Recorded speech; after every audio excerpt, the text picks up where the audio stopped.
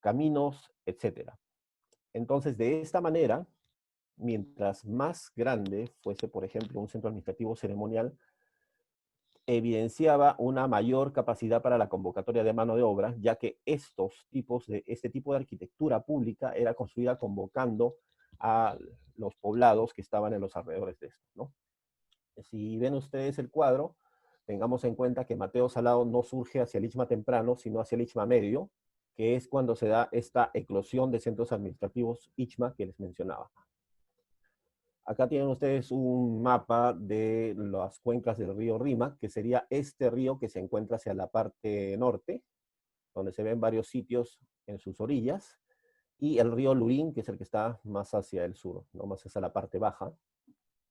Entonces los Ichma lo que ocupan es las cuencas bajas de ambos ríos, que actualmente están completamente urbanizadas. Todos los sitios que ustedes ven ahí con puntos rojos, que son sitios Ichma, y sitios Ichma en su mayoría bastante grandes, están, como decía yo hace un momento, dentro del casco urbano de la ciudad. Ahora sí, entrando un poco más en detalle lo que fue Mateo Salado, fue un centro administrativo ceremonial Ichma y reocupado por los incas. Estamos hablando del sitio más grande del Cercado de Lima. El Cercado de Lima es el distrito centro de Lima. La Municipalidad Distrital de Lima, que es el principal órgano de gobierno, tiene injerencia directa sobre este distrito, porque es el distrito céntrico. El centro histórico de Lima está dentro de este distrito, y de hecho Mateo Salado está apenas a unos 20 minutos en automóvil del centro de Lima, ¿no? De la Plaza de Armas, lo que vendría a ser el Zócalo, por decirlo así. Luego, el sitio tiene 5 pirámides escalonadas truncas que están construidas en tapia, aunque ahí nosotros, gracias a nuestras investigaciones en Mateo Salado, tenemos ciertos aportes. Luego hay murallas y hay un camino inca. Ahora, volviendo a la tecnología constructiva, antes de pasar a otro tema, les mencionaba que era en tapia y supuestamente esto es la manera como se construían estos centros administrativos Ichma, sobre todo en el Valle del Rímac, pues que hacia el Valle del Lurín, donde se encuentra Pachacamac, que ha sido considerada tradicionalmente como la sede de todos los territorios Ichma, de todo el territorio Ichma, ahí es en adobe, más bien la construcción. La tapia vendría a identificar entonces a las construcciones Ichma del Rímac. Sin embargo, lo que nosotros hemos visto con nuestras investigaciones y con ensayos de arqueología experimental es que muy probable no se esté utilizando la tapia. Como ustedes saben, la tapia se construye haciendo moldes bastante grandes, llamados tapiales, que pueden ser hechos en madera o también en esteras, según lo que decían algunos cronistas, ¿no? Pero lo que nosotros hemos podido determinar es que estos muros no serían hechos mediante esta técnica de tapias utilizando tapiales, sino mediante la técnica del COP. El COP vendría a ser muros más bien modelados. Entonces, esto tiene algunas implicancias importantes en lo que es la organización laboral, porque el COP, uno, que necesita menos especialización técnica; dos, permite construir mucho más rápido que con la tapia; tres, necesita mucha menos agua que la propia tapia. Entonces, de esta manera es que nosotros podemos entender mejor por qué se dio esta eclosión constructiva dentro de la sociedad Ichma y que probablemente sucedió, mejor dicho, a un episodio de sequedad ambiental, hablamos, donde habrían bajado los recursos hídricos. Si bien esto todavía está en discusión, ¿no? Entonces, este es un aporte de nuestro proyecto, que las construcciones Ichma del Rímac no serían precisamente tapias, sino COP. Ahí tienen algunos datos sobre la ubicación de Mateo Salado. Una particularidad de Mateo Salado es que está en el límite de 3 distritos. Está dentro del distrito del Cercado, pero colinda con Breña y Pueblo Libre. Esta es una reconstrucción de cómo habrían sido los espacios de Mateo Salado en base a una foto aérea de 1944. Las 3 pirámides más grandes del sitio, que son la A, B y C, estaban dentro de un espacio amurallado, y a su vez la pirámide B tenía 2 plazas, una al norte, una plaza trapezoidal al norte y otra plaza trapezoidal al sur. Y un camino Probablemente sea pre-inca el camino, pero luego fue reutilizado por los incas e incorporado a toda la red vial del Capañán. Pasaba por el lado oeste del sitio. Son unos caminos amurallados, ustedes lo pueden ver aquí en la foto inferior izquierda, son a manera de largos corredores. Entonces teníamos un camino que venía desde acá, desde la parte norte, desde el centro de Lima, entraba al sitio lateralmente, ingresaba, lo recorría lateralmente y luego salía hacia Maranga, que era el sitio Ichma que les mencioné hace un momento, que muy probablemente haya sido el reocupado por los incas. Esto es Mateo Salado en una foto más actual. Se puede ver cómo se ha perdido casi todo el entorno del sitio, como la pirámide D, que es esta pirámide de acá, no sé si alcanzan a ver el cursor, ha quedado disgregada del conjunto. Esta es una foto con dron de las 5 pirámides de Mateo Salado tal como se ven actualmente, ¿no? Esta es la pirámide A la que también llamamos Templo Mayor. Esta es la pirámide B o pirámide de las aves. La pirámide C, que todavía está sin trabajar. La pirámide D, que es la que ha quedado más alejada del conjunto, también está todavía sin ser intervenida. Y esta es la pirámide E, que ha sido la última en ser puesta en valor por nosotros.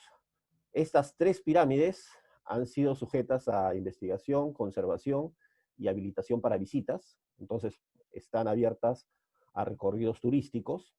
La pirámide A fue intervenida del 2007 al 2008. Fue la primera pirámide que trabajó el Ministerio de Cultura y con el trabajo en esta pirámide se empezó la recuperación del sitio. Luego trabajamos la pirámide B o pirámide de las aves, que es llamada así porque hemos encontrado diversas representaciones de aves en diversos tipos de soportes, en muros, en implementos de textilería, etcétera. Esta la trabajamos del 2007, de 2008, perdón, al 2010. Fue una de las pirámides que nos costó más trabajo poder recuperarla, no solo por la complejidad de la arquitectura, sino también por los problemas presupuestarios que acompañan a todo trabajo del Estado. Y la última que trabajamos fue la pirámide E, que es la más pequeña de las 5 que tiene Mateo Salado, y que si ustedes notan, en esta imagen, tanto esta pirámide, que se ve ahí con la letra E, como la D, están fuera del amurallamiento principal.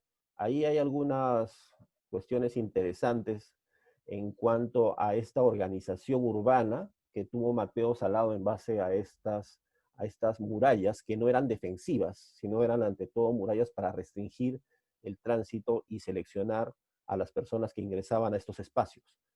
Y es lo siguiente, estas 3 pirámides de acá eran las que estaban encerradas dentro del amurallamiento que les mencioné. Las 3 pirámides tienen sus frontis principales o sus partes más bajas mirando hacia el norte, específicamente mirando hacia los cerros que están en esta zona de Lima, ¿no? Digamos hacia el extremo superior derecho de la foto. Y entonces estas 3 pirámides han sido las que han estado dentro del amurallamiento. Las pirámides que han quedado afuera, como la E y la D, que son las más pequeñas, están mirando hacia el mar. El mar está como yéndose por esta avenida, que se ve acá, es la avenida Mariano Cornejo, hacia el fondo. Además, sabemos que estas deben ser las 3 pirámides más antiguas. ¿Por qué? Porque son las más grandes. Y estas construcciones, al igual que las de Mesoamérica, las de México, son hechas paulatinamente, es decir, acumulando una construcción sobre otra a lo largo de generaciones, ¿no? Entonces, la pirámide más grande, casi siempre, y eso lo hemos podido corroborar en el caso de la A, es la pirámide más antigua. Y la pirámide más pequeña es siempre la más tardía, la que tiene menos fases constructivas. Entonces es bastante interesante que las pirámides más antiguas hayan estado dentro de un amurallamiento, estén mirando hacia los cerros, y las pirámides más recientes hayan quedado fuera del amurallamiento y mirando hacia el mar. Esto tendría que ver con cambios en la ideología de las élites que gobernaban en Mateo Salado. Ahí tienen ustedes una reconstrucción de cómo habría sido Mateo Salado, ¿no? Ven ustedes el amurallamiento y la superposición sobre la foto Google Earth, que se puede ver abajo, ¿no? Ahora sí, entrando en lo que es materia de esta ponencia, aquí tienen ustedes un cuadro de lo que son los materiales exóticos que hemos podido encontrar en Mateo Salado, ¿no? Los hemos clasificado por periodo, por material, por el contexto, por la fuente referencial o cantera, es decir, de dónde habría estado viniendo el material exótico, la distancia referencial a este y en dónde los hemos encontrado, ¿no? Recuerden que Templo Mayor es la pirámide A y la pirámide de las aves es la pirámide B, ¿no?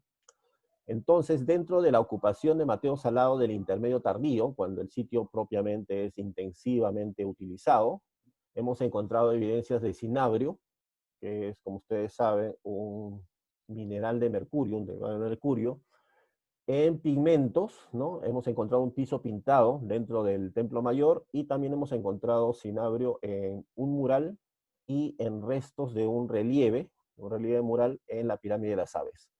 La fuente más reconocida de cinabrio es el departamento de Huancavelica por las investigaciones más creíbles en este momento. Hay algunos colegas que hablan de que hay fuentes de cinabrio cerca de Lima, pero no tenemos todavía ninguna evidencia clara al respecto, ningún tipo de análisis de laboratorio que pueda corroborarlo efectivamente.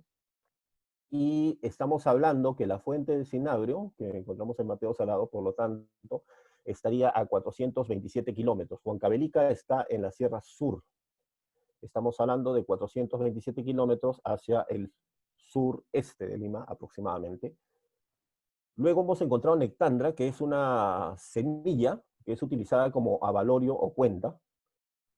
Lo interesante de esta semilla es que de acuerdo a distintas documentaciones coloniales, por ejemplo, la que tiene que ver con la extirpación de idolatrías, ha sido intensivamente utilizada dentro de lo que es distintos rituales la, de la religiosidad andina prehispánica, y se le conocía también como Ixpingo, ¿no? La nectandra viene de los bosques húmedos hacia aproximadamente el departamento de Amazonas, el departamento de San Martín. Entonces acá hemos puesto referencialmente el departamento de Amazonas, que estaría a 1221 kilómetros al noreste también de Lima. Hemos encontrado nectandra, pero solamente 1 o 2 ejemplares dentro del Templo Mayor, pero sí hemos encontrado muchísimos más en la pirámide de las aves, y es lo que vamos a ver más adelante. Asimismo, hemos encontrado Spondylus, tanto Crassisquama, lo que antes se llamaba Spondylus princeps, como Spondylus limbatus, ¿no? Y esto lo hemos encontrado en placas y cuentas, sobre todo en la pirámide de las aves. El sitio más reconocible de probable proveniencia de este tipo de ofrendas de Spondylus sería Tumbes, que es el departamento del extremo norte peruano. Estamos hablando de unos 1271 kilómetros al norte de la ciudad de Lima. Y este supongo que es un tema que nos puede interesar dentro del seminario, porque como ustedes saben, el Spondylus es un material exótico transversal al mundo andino, a Mesoamérica y hasta México, ¿no? Después hemos encontrado también obsidiana, pero solamente una pequeña ofrenda, una lasca muy pequeña.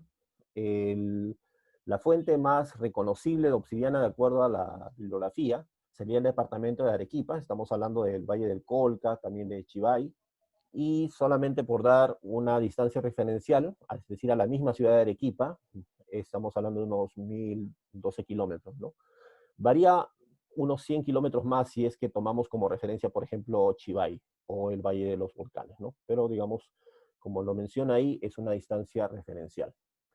Ahora, dentro ya del horizonte tardío y cuando la pirámide está recibiendo ofrendas finales, la pirámide de las aves, porque aparentemente todo el sitio ya está semi-abandonado, tenemos una ofrenda de una estatuilla de camélido hecha en Spondylus, y tenemos una talla escultórica y objetos discoidales hechos en madera de yoque, que es un árbol que crece en las sierras, crece de los 2100 metros de altura hasta los 3500 metros de altitud. El yoque se encuentra en extinción, en proceso de extinción, y actualmente solamente hay relictos del yoque, los más cercanos que están a Lima, en Yauyos, pero esto es un valle que se puede decir que no es el más cercano a la ciudad de Lima. El valle más cercano a la ciudad de Lima, pero en donde sí no tenemos ya evidencia de yoque, o la parte de sierra más cercana a la ciudad de Lima, es Matucana, que está a 84 kilómetros. Entonces, si antes hubo dentro de esta zona bosques de yoque, podría provenir de esa zona y estar a esa distancia de Mateo Salado. Ahora, quiero que noten la ubicación de las ofrendas. Si ustedes se percatan, el templo mayor, que supuestamente por sus dimensiones, por su ubicación central dentro del conjunto de Mateo Salado, vendría a ser el edificio más importante, tiene mucho menos materiales exóticos que la pirámide de las aves, ¿no? Que nosotros la estábamos tomando más bien como una pirámide secundaria. Pero vamos a ver en una discusión que tendríamos hacia el final, cuáles serían las probables explicaciones de esta particularidad, de que no es el templo más grande ni el más central el que tiene más materiales exóticos, sino el segundo templo en cuanto a tamaños, o la segunda pirámide en cuanto a tamaños, dentro del conjunto de Mateo Salado. La identificación de pigmentos, porque el cinabrio fue parte de pigmentos, el cinabrio que hemos encontrado en Mateo Salado, se hizo mediante fluorescencia de rayos X. Ustedes pueden ver ahí que el color rojo, ¿no? Contiene cinabrio y además hematita. En cambio, los otros materiales, porque también hemos encontrado pintura amarilla, blanca y negra en estructuras de Mateo Salado, sí son disponibles localmente, no así el color rojo. Y particularmente, o coincidentemente, el rojo se utiliza en muy pocos contextos dentro de Mateo Salado y en contextos muy especiales. Este es el templo mayor. Aquí vamos a ver los primeros contextos donde se encuentran materiales exóticos. En la foto superior ustedes pueden ver el frontis sur, que es aquel con el que el visitante se topa apenas ingresa al sitio, pero cabe tener en cuenta que este es el frontis posterior, o sea, los visitantes en realidad ingresan por la parte de atrás del sitio arqueológico. Esto que se ve acá como una abertura por la cual sube una escalera para visitantes, es en realidad un gran forado de huaqueo hecho por los conquistadores españoles y que, de acuerdo al material que se ha encontrado en otros sitios, en otras pirámides, perdón, y que se ha podido comparar con lo que se ha encontrado dentro de este forado al ser limpiado por nosotros en el año 2007-2008, estuvo siendo huaqueado no en un solo momento, sino aproximadamente desde el siglo XVI, es decir, desde la llegada de los conquistadores españoles, hasta 1830. ¿No? Fue un largo proceso de destrucción el que tuvo la cima de la pirámide. En la foto inferior izquierda, si ustedes pueden ver la pirámide vista desde el frente, entonces acá, no sé si se verá el cursor, pero se insinúa la gran rampa o escalera que tuvo para ingresar al sitio, ¿no? Bueno, acá nos ayuda un poco el tamaño de la pantalla, pero este es un plano de toda la pirámide y lo que se muestran son las áreas que intervenimos. Las que están de color rojo, o próximo al color rojo, son unidades de excavación. Las demás han sido básicamente limpiezas y conservaciones que se han hecho en los frontis del edificio. Entonces, vamos a ver que en el forado, es decir, en todo este gran huaqueo o saqueo que se hizo, como les dije, entre el siglo XVI y el siglo XIX, y en esta unidad de excavación que está pegada al frontis principal de la pirámide, es donde se han encontrado algunos materiales exóticos, pero pocos. En el forado lo que se ha encontrado, de manera muy particular y única en todo el sitio, es un piso pintado de rojo, que es este de acá, ¿no? El gran huaqueo, que es este que está acá limpiado, el gran huaqueo, saqueo que se hizo durante la colonia española, ha cortado transversalmente distintos espacios de la pirámide, que obviamente son desde los más recientes hasta los más antiguos, conforme profundizamos.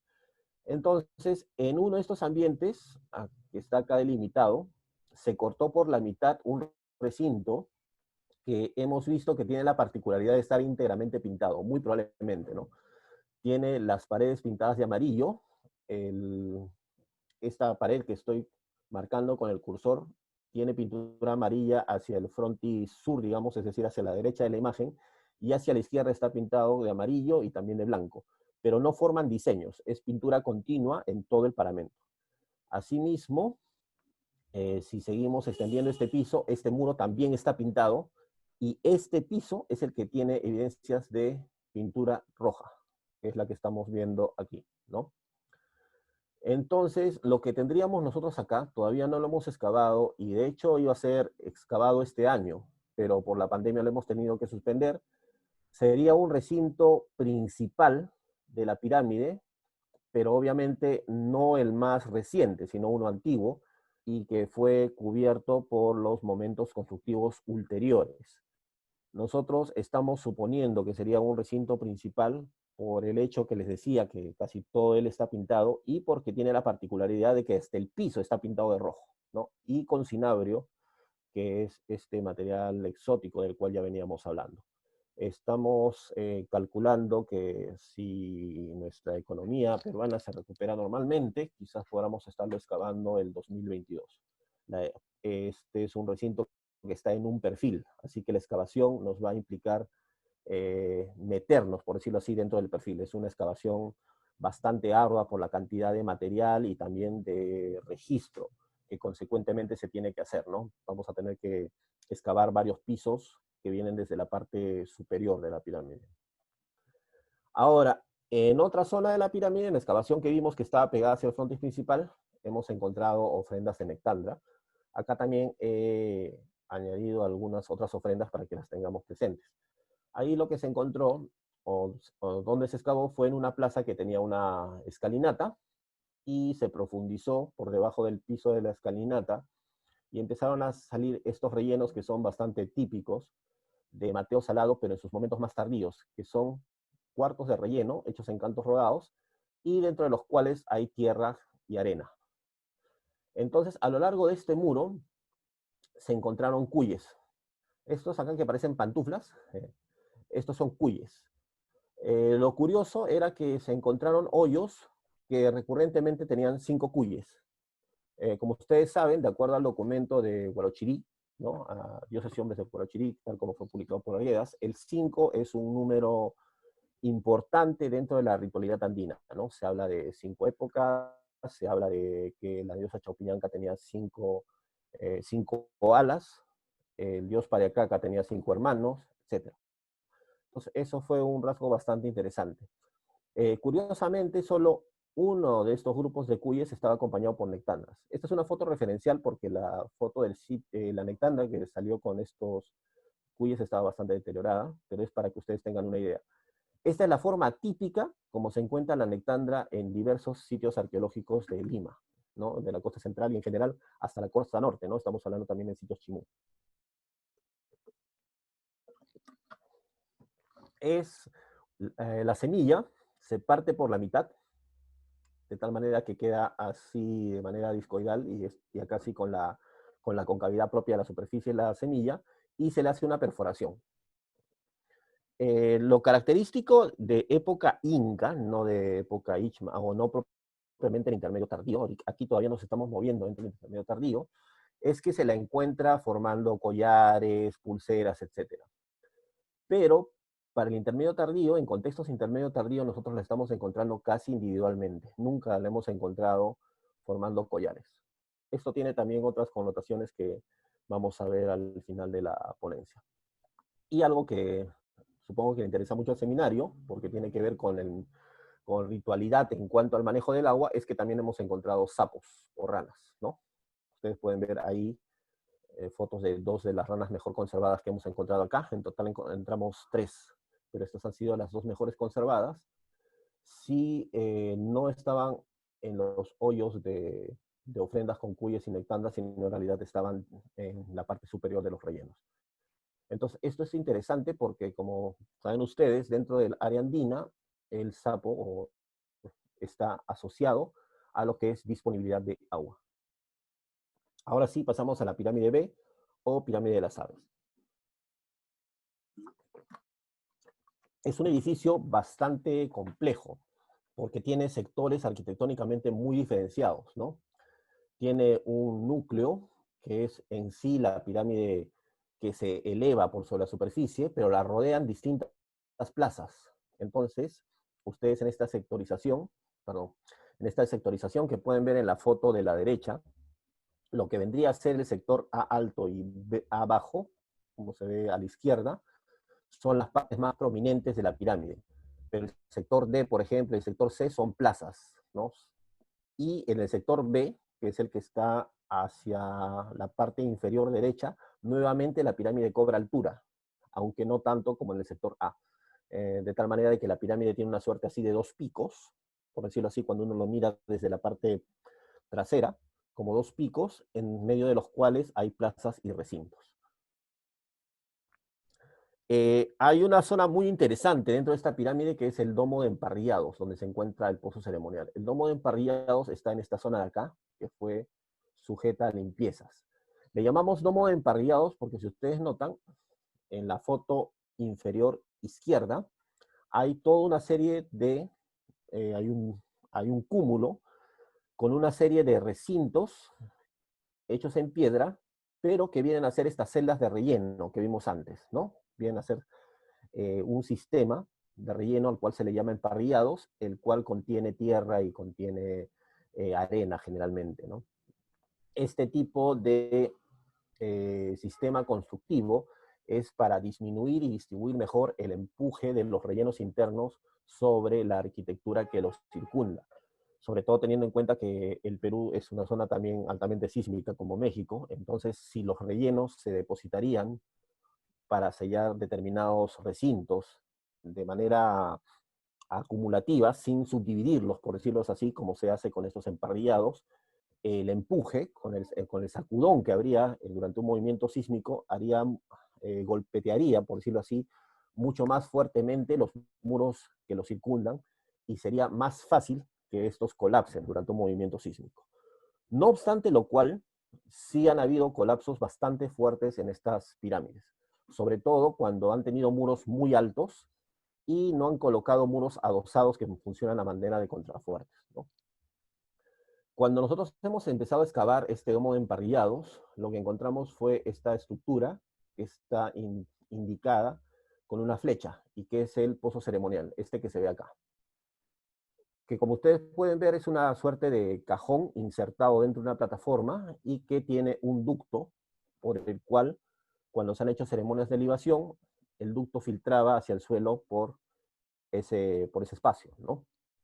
También tiene un reborde, como pueden ustedes ver, en el cual se habría colocado una tapa, muy probablemente. Lo interesante es que, conforme nosotros hemos visto, este pozo ceremonial no está en la zona más alta de la pirámide, sino más bien hacia el fondo, por decirlo así. De lo que nosotros suponemos que fue más bien para ceremonias exclusivamente reservadas para las élites y no para ceremonias que se realizaban en la parte más alta de la pirámide a la que sí podían acceder mayores cantidades de gente o mayores cantidades de público. Y sobre todo hacia las plazas, ¿no? Las plazas que están a ver si se ve en el cursor, las plazas que están hacia esta zona, ¿no? Todas estas plazas. Justamente vamos a ver que en una de estas plazas también se han encontrado ofrendas de materiales exóticos. Entonces, ¿qué es lo interesante? Perdón, antes que me olvide. Acá tienen ustedes la foto del domo de emparrillados, acá tienen el pozo ceremonial, y en el muro al cual se adosa el pozo ceremonial es donde está el mural de las aves ascendentes, que vamos a ver nosotros ahora. Y que es este. No es un mural, por decirlo así, muy acabado en cuanto a detalles pictóricos. Está hecho con incisiones, bastante toscas y algunas repasadas, y dentro de estas incisiones, aunque a veces la pintura la sobrepasa, hay pigmento rojo, como ustedes pueden ver acá, ¿no? Lo que vendría a ser la cabeza de las aves, o sea, serían aves con las alas extendidas, y estas se vendrían hacia sus colas, ¿no? Estamos hablando de una especie de cruces de Malta. Pero lo que vendría a ser la cabeza de las aves se ha perdido porque la parte superior del muro se ha derrumbado. Entonces, se hizo el respectivo análisis, como les mencioné antes, del pigmento que formaba este mural y al igual que el piso rojo que se vio allá en el Templo Mayor, contiene cinabrio. Ahora bien, en los años 60, Mateo Salado fue explorado por el arqueólogo Duccio Bonavía y su equipo, y ellos encontraron este friso o alto relieve que se ve aquí, donde se trata de dos pelícanos tocándose el pico. Este friso estuvo, bueno, si ustedes ven esta foto, hacia el fondo van a ver una serie de muros. Estuvo en uno de estos muros, pero lo que ocurrió fue que luego que Bonavía y su equipo los registró en los años 60, estos muros fueron vandalizados. Entonces los frisos desaparecieron. Lo que nosotros hemos encontrado fue en los desmontes, al hacer las limpiezas de toda esta zona, fragmentos, que son los que ustedes pueden ver abajo, ¿no? Si ustedes notan, el fondo del friso ha estado pintado de blanco y la figura en sí de las aves ha estado pintada de rojo. En los fragmentos que ustedes ven, se indica cuál es la procedencia con respecto al cuerpo de las aves, ¿no? Pero nosotros además descubrimos otra cosa interesante, y es la siguiente. Este es el dibujo que hizo el equipo de Bonavía en los años 60, y si ustedes notan, el pelícano de la izquierda tiene el lomo erosionado. Si ustedes ven a la vez el fragmento inferior derecho, el lomo está intocado, el lomo está entero, ¿no? Nosotros tuvimos la oportunidad de recibir la visita del doctor Bonavía, y él, al ver estos fragmentos de friso o de relieve que nosotros habíamos encontrado, dijo que el diseño era el mismo y el color era el mismo al que él había encontrado. Pero una vez que hizo él la revisión de sus notas de campo, nos dijo que el que él había encontrado debía haber sido otro friso distinto, porque el de él era un plano relieve y el de nosotros era un alto relieve. Y efectivamente, comparando que nosotros, como les dije, tenemos un fragmento de friso donde se ve el lomo del ave, pero a su vez el ave a la que le correspondería sí tiene el lomo erosionado, lo que no ocurre con el fragmento. Efectivamente estamos hablando de que por lo menos habían dos frisos diferentes. Nosotros no habríamos encontrado fragmentos del friso de Bonavía, salvo que no habríamos encontrado fragmentos del friso de Bonavía, sino de otro friso más. Entonces estamos hablando de dos relieves que habrían estado en la parte alta de la pirámide de las aves. Se hizo el análisis del pigmento que está ahí en la parte roja del cuerpo de las aves, y una vez más se corroboró que era cinabrio, ¿no? Cinabrio con hematita, como en los casos anteriores que hemos visto.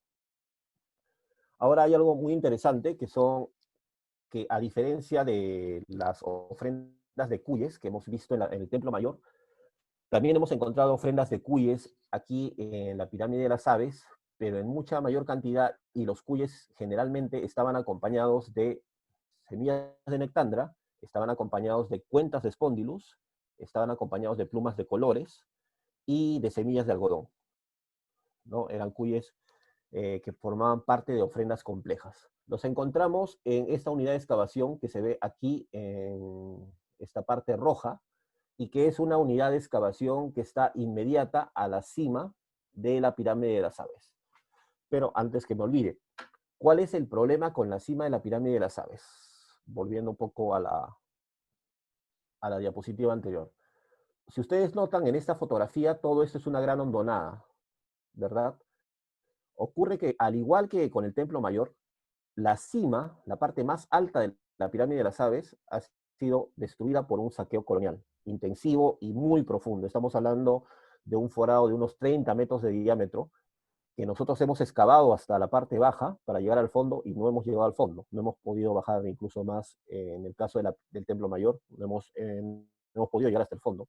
En cambio, en el caso de la pirámide de las aves, sí hemos podido bajar hasta la parte más profunda, y estamos hablando de un forado que tiene como 7, 8 metros de profundidad, ¿no? Entonces, esta unidad de excavación es una de las pocas que todavía tiene arquitectura intocada, o arquitectura entera, vecina a este gran forado, donde ha debido estar el espacio principal, por ser el más alto, de la pirámide. Entonces, ahí encontramos estos recintos, que como ustedes pueden ver, tienen una serie de hoyos, ¿no? Este es el recinto 12A y este es el recinto 12B. Entonces, dentro de cada uno de estos hoyos estaban las ofrendas que les menciono, de los cuyes que podían estar acompañados por nectandra, spondylus, plumas de colores y semillas de algodón.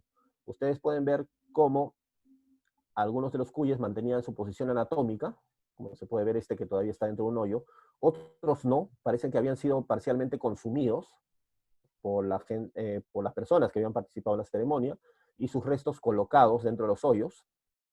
Y aquí, ustedes en la foto de este lado, pueden ver que solamente hay casi una cabeza de cuy, con algunos huesos menores, y aquí aparece una nectandra.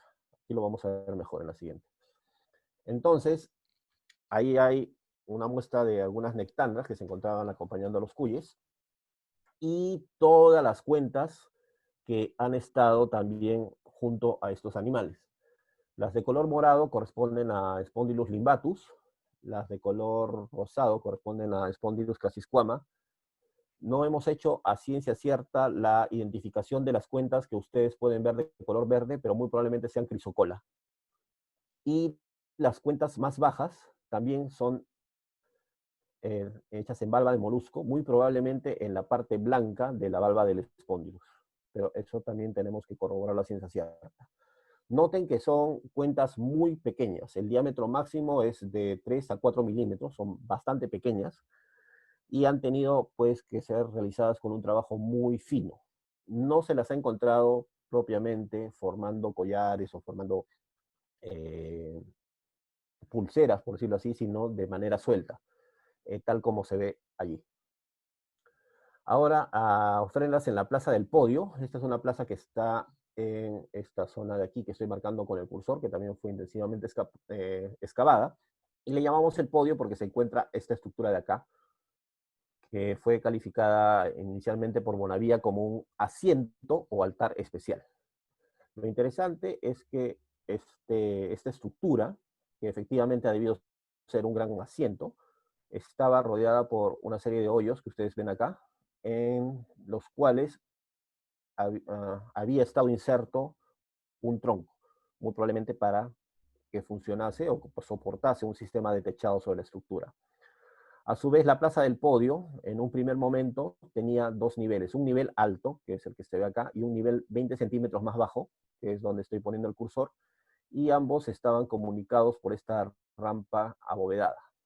Y el muro al cual se adosaba en la rampa, este muro bajito, de unos 20 centímetros, 30 centímetros, estaba pintado de blanco. Pero como ya les dije antes, el color blanco sí ha sido obtenido localmente, muy probablemente mediante conchas molidas, al cual se le agregó algún aglutinante, que podría haber sido el jugo de alguna cactácea. Estos son los dos momentos de la Plaza del Podio. Cuando tenía dos niveles, con todo el sistema de troncos alrededor, con el sistema de hoyos, había hasta 70 hoyos en 10 columnas y 7 filas. Y luego, todo este sistema de hoyos, los troncos, para empezar, que estaban de insertos en los hoyos, son cortados. Nosotros hemos encontrado tocones en algunos de ellos, es decir, la base del tronco. Y se construye un piso que nivela toda la plaza. La plaza que antes tenía dos niveles pasa a tener un solo nivel. Y a su alrededor se colocan hoyos, pero estos son hoyos ya para simplemente depositar vasijas con alimentos. Es decir, pasa a ser de un ambiente tipo audiencia a un ambiente más bien de almacenamiento. Este es un esquema de cómo estaban distribuidos los hoyos alrededor del podio, que es el que se ve acá abajo. Se ven qué especies hemos podido identificar, qué árboles hemos podido identificar cuando hemos encontrado los tocones todavía dentro de los hoyos, ¿no? Todos estos son árboles que pueden ser disponibles dentro del ecosistema que tenían los Ichma. Estamos hablando del pacay, algarrobo, sauce, y no tenían ningún tipo de distribución especial, ¿no? Estaban un poco aleatoriamente distribuidos dentro del sistema de troncos u hoyos alrededor del podio. Y a la derecha ustedes pueden ver algunas fotos de los tocones todavía in situ. Ahora bien, lo que nosotros hemos encontrado son mucho menos ofrendas que las que hemos visto en estos recintos que estaban pegados, que estaban cerca al gran forado y por lo tanto a la parte más alta de la pirámide de las aves. Cuando nosotros excavamos el podio inicialmente, el podio había sido guaqueado, ¿no? Se había hecho un saqueo lateral que había provocado que la mitad del podio, la mitad de la estructura se partiese y cayese dentro del hoyo formado por los saqueadores. Ahora les voy a explicar por qué es importante tener esto en cuenta. A su vez, mientras excavábamos, veíamos que íbamos viendo cómo aparecía el sistema de hoyos con troncos, pero también veíamos que entre esta fase, entre la primera fase constructiva y la siguiente, se hicieron una serie de ofrendas. Vuelven a aparecer los cuyes, como ustedes pueden ver en esta foto, pero a diferencia de las ofrendas que hemos visto de cuyes en el Templo Mayor, si ustedes han notado, aquí sí no tenemos ofrendas grupales de cuyes, sino más bien ofrendas individuales de cuyes. Y aquí específicamente, en la Plaza del Podio, a diferencia de los recintos que están cerca de la cima de la pirámide, los cuyes no les acompaña ningún tipo de objeto adicional. Es decir, no les acompaña nectandra, no les acompaña spondylus, ni nada. Son cuyes así que se encuentran individualmente, aunque en estado mucho mejor de conservación que los que hemos visto en las diapositivas previas, ¿no? Otro detalle interesante es que nectandra no hemos encontrado en esta plaza, solo en la parte superior. Y spondylus no hemos encontrado cuentas, salvo una que muy probablemente sea intrusiva. Lo que sí hemos encontrado, y es típico del intermedio tardío, de los Ichman del intermedio tardío, son placas de spondylus, es decir, grandes fragmentos de spondylus, a los cuales básicamente se les corta las espinas y se deja el objeto más o menos de esta forma, de una forma rectangular. Lo interesante, y por eso les decía que tengamos en cuenta que se partió la plataforma al ser guaqueada, es que encontramos nosotros en estos fragmentos que corresponden a la mitad caída de la plataforma, que en el centro de esta había una cavidad, o sea, en el centro de la plataforma se había hecho una cavidad llena con arena, y a su vez dentro de la arena una placa de espóndilos, ¿no? Al construir el podio, habían dejado esta cavidad y ahí habían puesto esta placa de Spondylus crassisquama. También de hojas de pacae, hemos encontrado también 2 hojas de pacae que las habían puesto dentro de la estructura, ¿no? Pero a su vez, cuando se saca todo el sistema de troncos, se les corta para colocar el nuevo piso, como les expliqué hace un momento, se hacen hoyos como este que ustedes ven acá, ¿no? Estos hoyos pequeños, y también en ellos hay placas de espóndilos. Pero son pocas, hemos encontrado nada más que 2 placas más de espóndilos, si mal no recuerdo, aparte de la que se halló dentro o en el fragmento que correspondería a la parte media de la plataforma, ¿no? Y acá está el hallazgo de la lasca de obsidiana, que también se dio durante el sellado de la primera etapa. Durante la primera etapa constructiva, como ustedes recordarán, habían 2 niveles de plaza. Luego lo nivelan, ¿no? Luego hacen una nivelación. Estos son emparrillados, como los que habíamos visto, bajitos, pero son parte de los rellenos de nivelación de la plaza. Entonces, dentro del material de relleno que había en este cuarto de emparrillado, encontramos este fragmento de obsidiana, pero muy pequeño, ¿no? Como ustedes pueden ver, no tiene más de 2 centímetros en promedio por lado. Perdón.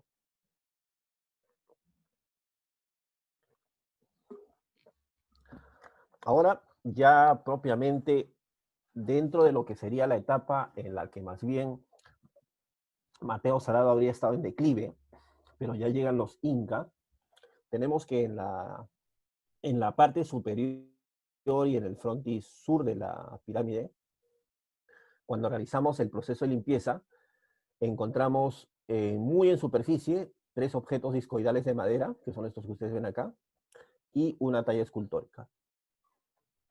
Ahí ustedes pueden ver mejor. Un momento.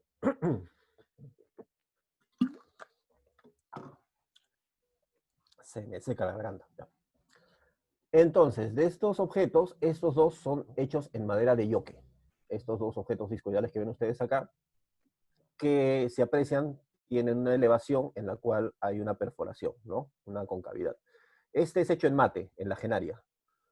El que está hecho en mate tiene a su vez esta decoración piograbada, que son líneas aserradas, y el que está hecho en madera tiene este tipo de decoración que también está grabada, no pirograbada, sino directamente desbastada sobre la madera.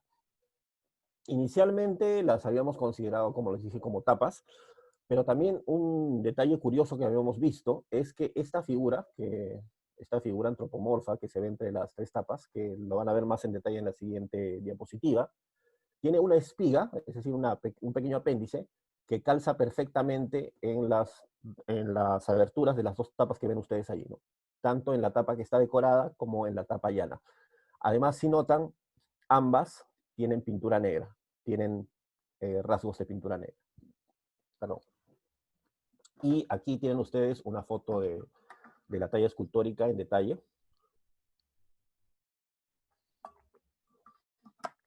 Es muy interesante por lo siguiente. Es un personaje que está sentado, con las piernas cruzadas, lleva una copa entre las manos, eh, tiene un tocado, una especie de gorro donde se puede alcanzar a ver estas volutas. Eh, Está hecha con un detalle muy fino. Estamos hablando de una talla que tiene 12 centímetros de alto. Se ha hecho con bastante cuidado, con bastante finura lo que son las trenzas de la figura. Tiene tres trenzas, aunque ahorita no tengo acá una foto específicamente de espalda. Si ustedes notan, además, acá se sugiere una corcova o una joroba, ¿no? Y sobre la cabeza de la figura hay un ave que podría ser un loro o un guacamayo. También se aprecian restos de pintura negra, por lo que se ve toda la figura había estado pintada de negro, ¿no? Es muy parecida a otra figura que se encontró en contextos inca, en Horizonte Tardío, en una huaca que se llama Santa Cruz y que está en el distrito de Miraflores. Es relativamente cerca, Mateo Salado, unos 6 kilómetros más o menos. Pero esa figura era también un personaje, pero que tenía, en vez de un loro o guacamayo, un lagarto, una lagartija, no lo sabemos muy bien, pero así sobre la cabeza, ¿no? Se podría interpretar como que es una divinidad o un sacerdote con el animal tutelar sobre la cabeza, ¿no? Esta es una interpretación tentativa. Y por último, yo les mencioné que había habido un huaqueo en la parte lateral del podio, ¿verdad? Entonces, justo en los niveles que estaban entre toda esta acumulación que se ve en la foto superior izquierda, que corresponde a excremento de ganado caprino quemado, ya que esta zona, desde la colonia y hasta bien avanzada la República, bien avanzado el siglo XX, era utilizado como corral de caprino. Entre esos estratos modernos y los estratos arqueológicos, se encontró esta llamita de Spondylus, pequeñita, ¿no? De 5 centímetros más o menos por lado, ¿no? Lo particular de esta llamita, bueno, aparte de las características que les voy a mencionar a continuación, es que su posición estratigráfica era bastante complicada, ¿no?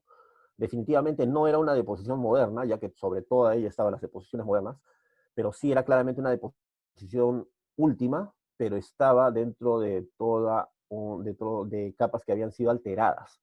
Entonces no sabemos si se depositó como ofrenda solamente ese objeto o si hubo otros objetos que la acompañaron.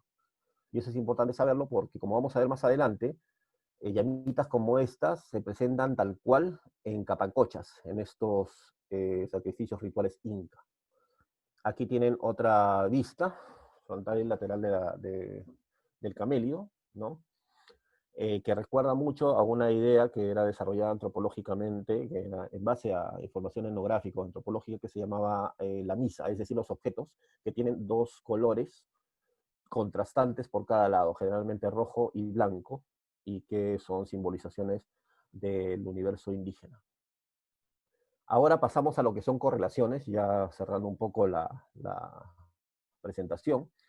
Y la talla recuerda mucho a otras esculturas que se hallan en Chanchán. Claro que las que se hallan en Chanchán, como parte de los chimús, son mucho más grandes, pero tienen la norma de personajes que están sosteniendo entre las manos algún objeto, una copa, sentados sobre una plataforma de madera, que es también la que se ve en la pequeña talla escultórica. Acá pueden ver ustedes también un personaje en la parte alta, ya que también tiene una copa alargada entre las manos. Esa copa es típica chimunga, probablemente. El gorro de ese personaje también, de la foto inferior derecha, es muy parecida al que tiene la talla que nosotros hemos encontrado en Mateo Salado, así que es bastante claro a nuestro parecer que tiene influencias norteñas. Y a su vez, eso me estaba olvidando decirles, disculpen, tanto la talla como las dos tapas de madera están hechas en madera de yoque. ¿no? Que como les decía, es una madera que crece de 2.100 metros de altura hasta los 3.500 metros de altura. Ahora, para pasar a correlaciones en cuanto a la figura de Spondylus, hay otras cuestiones interesantes, ¿no? Estos camellos, como les digo, estaban asociados a capacochas. Se han encontrado en contextos de capacochas, específicamente en la capacocha que se encontró en el Aconcagua, es decir, entre el límite norte entre Chile y Argentina, y en Yuyayaco, ¿no? Estos son específicamente fotos de los contextos de Capacocha de Yuyayaco. Ahí pueden ver ustedes una foto del volcán Nevado Yuyayaco, de los 3 niños del volcán Yuyayaco. El hallazgo de la Capacocha de Yuyayaco es muy conocido por el excelente, el extraordinario estado de conservación que tienen los niños. Y acompañándolos y dentro de las bolsitas que ellos cargaban, se encuentran los objetos que ustedes pueden ver abajo. Y ahí hay toda esa colección de camélidos de Spondylus, ¿no? De Spondylus crassisquama, que como ustedes pueden ver es idéntico en estilo al camélido que hemos encontrado en Mateo Salado, ¿no? Que nosotros sepamos, nos falta profundizar más en investigaciones más recientes, no se han encontrado camélidos de este tipo en otro tipo de contextos rituales, sino solamente en capacochas. Aunque no, obviamente no por eso podemos decir que habría sido una capacocha la que se encontró en Mateo Salado, ¿no? Algunos colegas nos decían que era usual que los incas enviaran determinados elementos que podían acompañar a capacochas a otros sitios que eran incorporados dentro del territorio del Tahuantinsuyo. Pero es muy interesante hacer esta clase de correlaciones. Ahora, pasando un poco ya a lo que son conclusiones. Primero teníamos este detalle, y las voy a decir así a capela, o sea, sin una diapositiva. Como ustedes podían ver, el templo mayor no tenía casi ofrendas de materiales exóticos si lo comparamos con la pirámide de las aves. La primera explicación que nosotros hemos encontrado y que se corrobora estratigráficamente es que la pirámide de las aves es posterior al templo mayor. Es incluso probable, y ya sería una discusión más larga, que parte de estas ofrendas, de estas cuentas que ustedes han visto, incluso ya estén relacionadas a un primer momento de presencia inca, aunque eso es discutible, ¿no? Los incas tuvieron como 2 momentos de presencia importante dentro de la costa central. Cuando el inca que llega a Pachacama es Pachacútec. Pachacútec hace una primera llegada, por decirlo así, hacia la costa central. Pero el inca que efectivamente hace acto de presencia e incorpora toda la costa central hacia el territorio del Tahuantinsuyo y es Tupac Yupanqui, que vendría a ser el sucesor de Pachacútec. Pero eso nos da un lapso de tiempo en el cual es posible que ya hayan habido primeros contactos con los incas que se empiezan a manifestar en la cultura material de los Ichma, ¿no? Se empiezan a manifestar de manera muy ligera en la cultura material de los Ichma.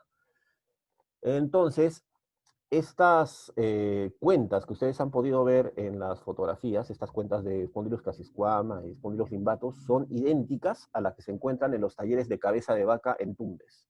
Pero Cabeza de Vaca es un sitio 100% inca, es un taller 100% inca. Es el taller en el cual los incas están recopilando, por decirlo así, o acopiando es la palabra, toda la producción de Spondylus que está viniendo desde el norte y la transforman en cuentas y la distribuyen a lo largo del territorio andino, ¿no? Entonces es interesante este tipo de hallazgos porque, como les digo, nos podría estar hablando, aunque todavía esto está dentro del campo conjetural, de una primera presencia inca. Por lo tanto, es probable que la pirámide de las aves, al ser una pirámide más tardía que el templo mayor, está relacionado a un momento, uno, en que los Ichma podrían haber tenido un primer contacto con los incas, o dos, a un momento en que los Ichma estaban afianzando sus redes de intercambio con distintas partes del territorio andino, lo cual se correlaciona con lo que les decía que ocurre a partir del Ichma medio, que estos centros ceremoniales eclosionan y adquieren poder. Entonces tenemos esas dos alternativa, esas dos hipótesis trabajándose en este momento, ¿no?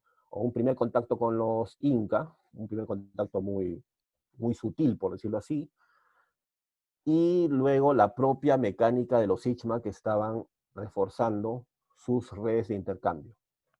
Eh, Comparando justamente esto con situaciones en otros sitios Ichma, lo que se ha visto es que los Ichma ya, o sea, desde el intermedio tardío, ya presentan ofrendas con nectandra y ya presentan ofrendas con espóndilos.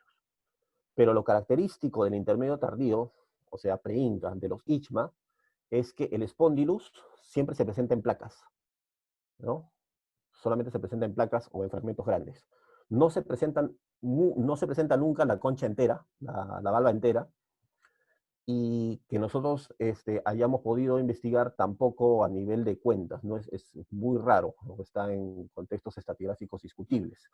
En cambio, cuando se da la presencia inca plena dentro de la costa central y ellos incorporan a los Ichma, sí empiezan a aparecer mucho más espondilus, mucho más cuentas, empiezan a aparecer valvas enteras. La nectandra ya también se halla dentro de los contextos formando collares, formando pulseras, etcétera. Entonces, todos estos materiales exóticos que más bien eran raros en el intermedio tardío entre los Ichma, con los Inca se vuelven mucho más abundantes y se pueden encontrar incluso en contextos que provendrían de gente del pueblo, de gente más bien de un nivel social bajo, por decirlo así, ¿no?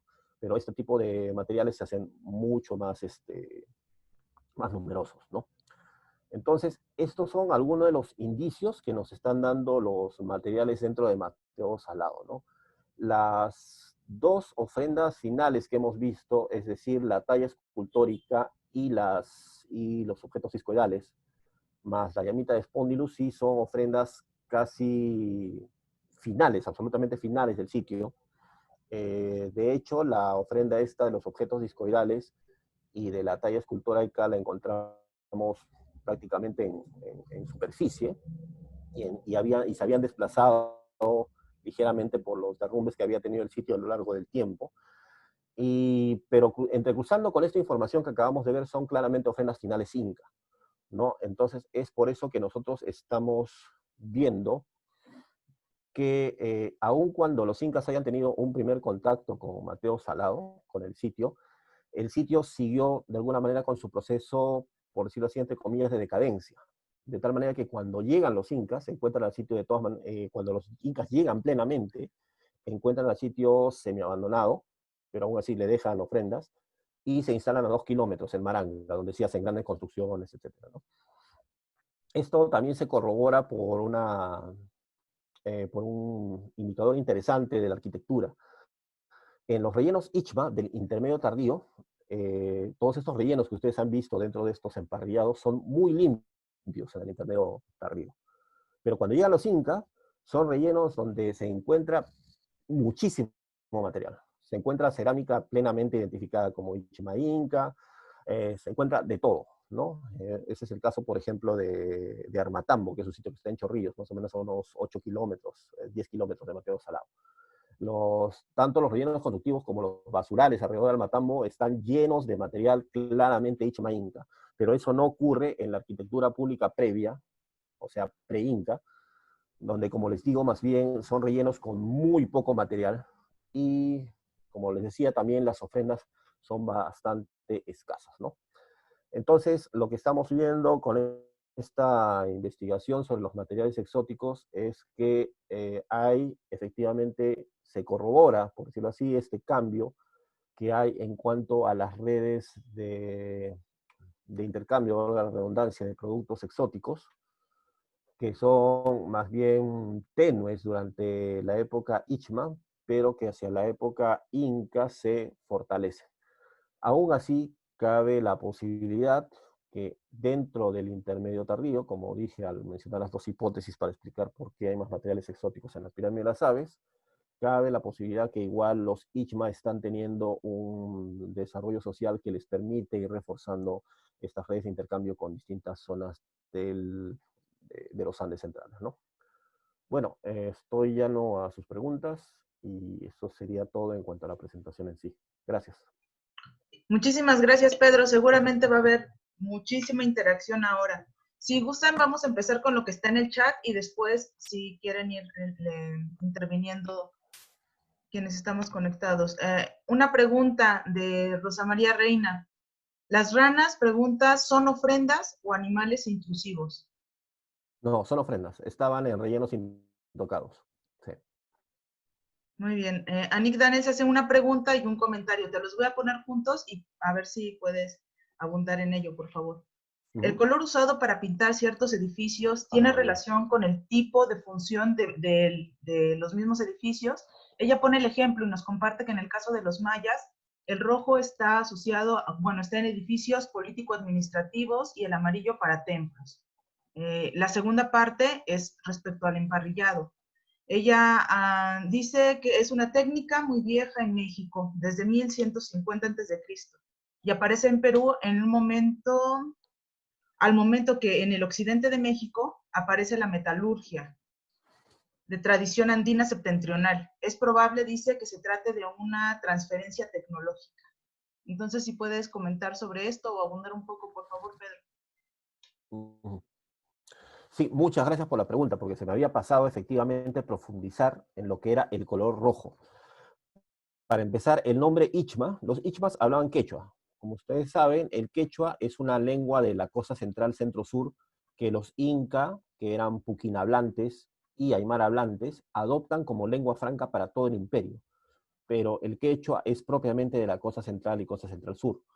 Entonces, Ichma en quechua es vermellón, rojo intenso, ¿no?